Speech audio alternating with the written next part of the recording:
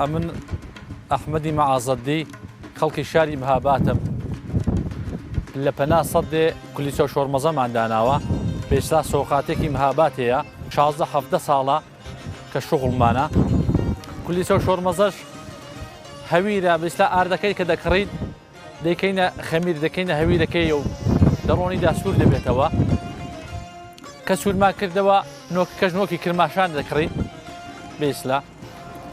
بە وانێکی سۆقاتیە دەگەڵ زۆرتر دەگەڵ دۆی دەخۆنەوە.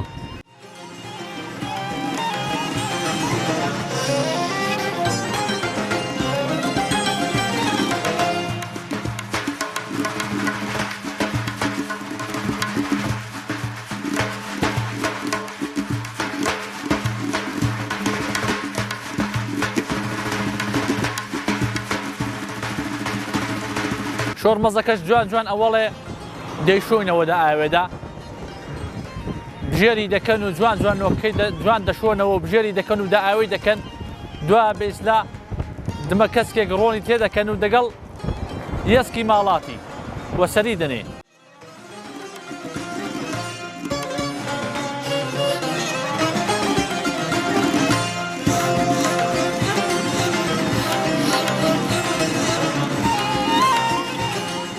ئەو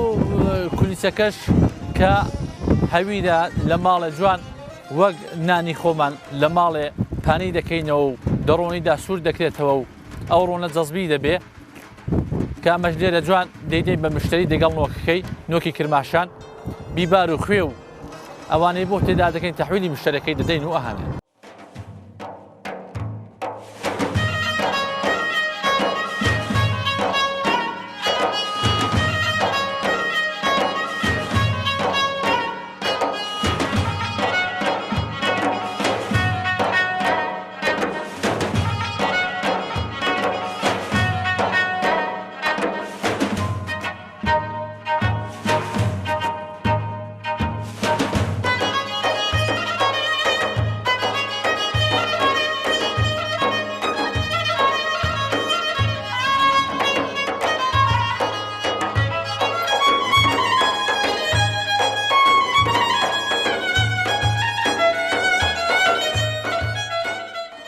ئەو مسافرانەی کە دێن لە مەهاباتێ مەسەلەن کولیچە شۆرمەزەی دەخۆن مەسەلەن وەریان گرتووە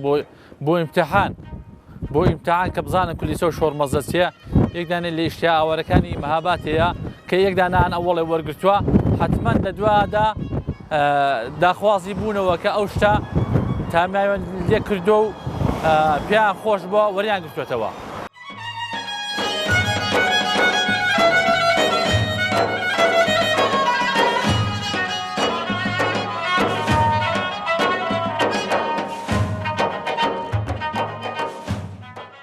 دۆکڵیویشمان هەیە دۆکڵی هەمان دۆیە و برینجە و جای مەحەلیە کە بەهاران لە جەماعەت زۆرتی جەماعەت کە بەهاران